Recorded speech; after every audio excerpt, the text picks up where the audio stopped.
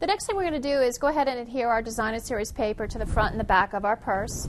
And I've chosen which paper I want for the front and the back. So I'm going to go ahead and just put a little adhesive, again making sure you're hitting all the corners.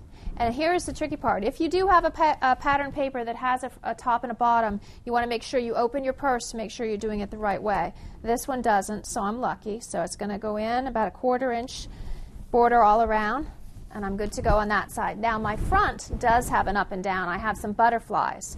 So I want to make sure I adhere that the right way. I'm also going to put a little piece of ribbon around this, and I'm going to do that first before I adhere it down. So this is the taffeta ribbon, and this is the Very Vanilla.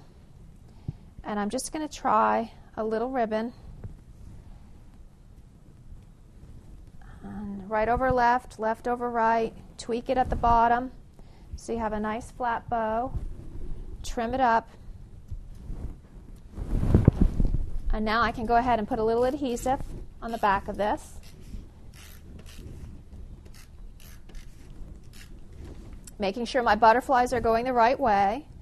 I'm going to go ahead and place that on the front of my purse.